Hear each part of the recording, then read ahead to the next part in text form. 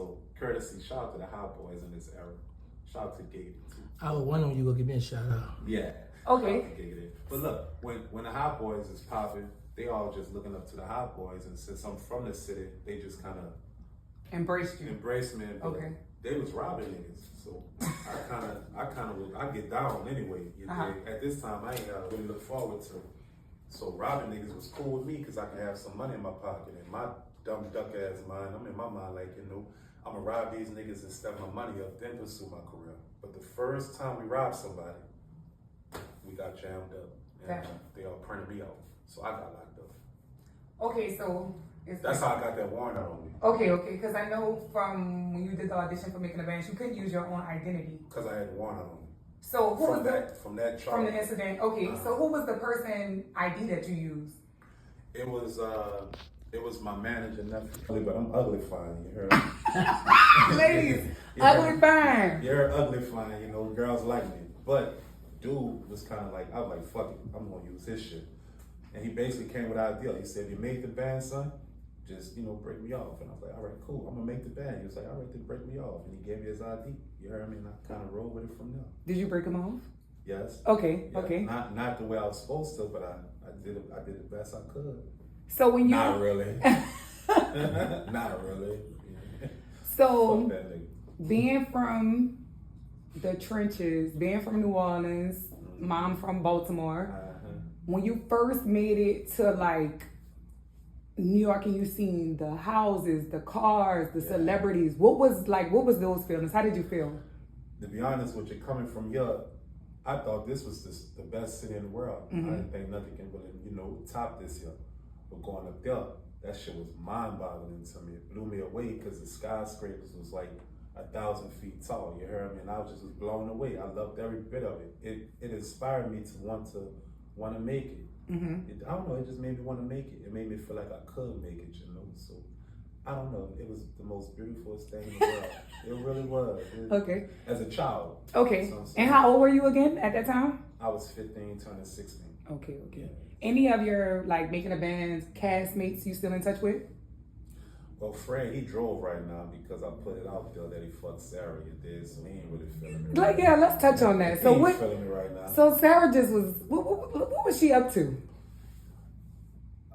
You really want me to tell? I really want to know. All right. So in my mind, bro, we Southern people, so you think when somebody get married, that, what they say, death do us part. Death do us part, so right. in my mind, I'm thinking like that's how that go. Like when you're married to somebody, I'm thinking that's for life. You're loyal for life. You're gonna beat up for life. Everything is gonna be just us together. Right. When Sara get around, I'm thinking that's how that go. But I'm noticing when Sara get to drinking. Say, bro, I never was a drinker. No, I never was a drinker. I never done drugs until I met Sara. You heard me? Sara done turned me out, right? Okay. So Sara introduced me to drinking.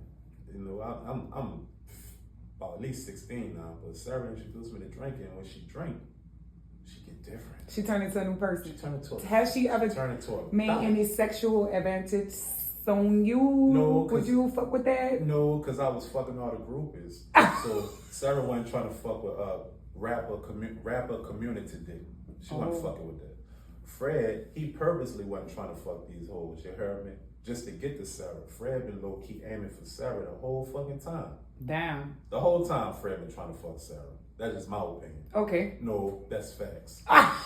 You heard me? That's facts. Okay, that's facts. I'm fucking all the hoes. I don't care. I ain't never fucked these many hoes before. I love it. Ba-da-ba-ba-ba. I'm loving it. You heard me? I love it.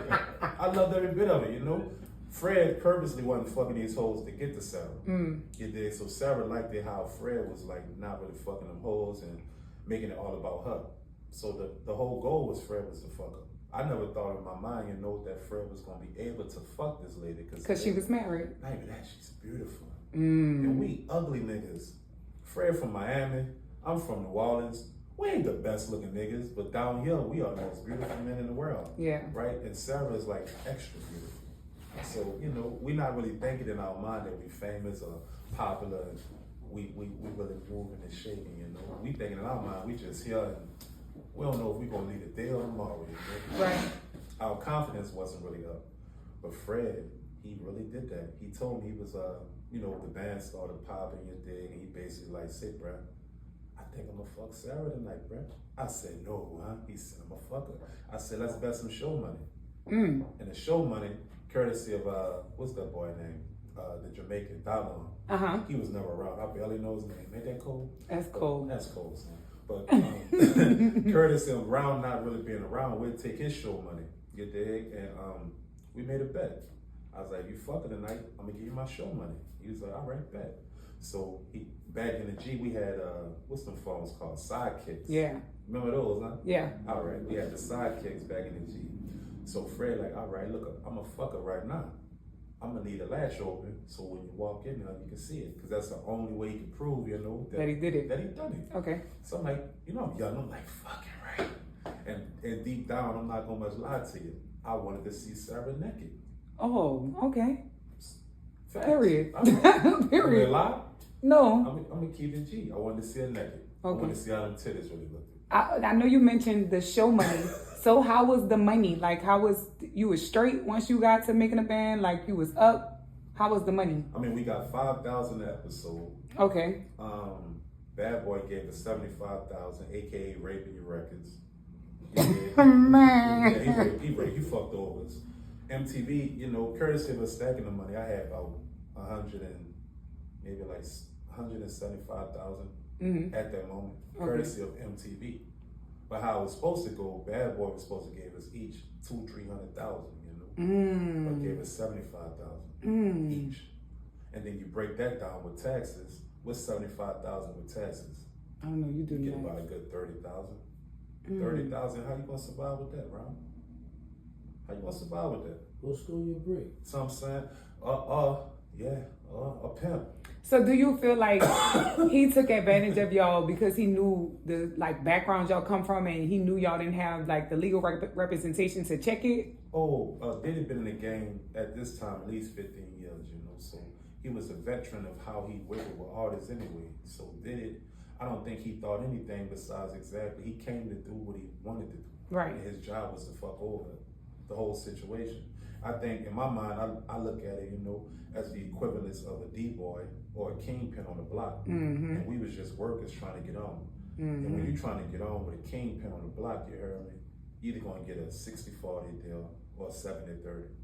You're not getting what you're working hard for. You're getting what you're negotiating. Right. And that's exactly how I looked at it. You know? When did you notice that Diddy was a snake? Or do you feel like Diddy is a snake? I think Diddy is a kingpin on the block.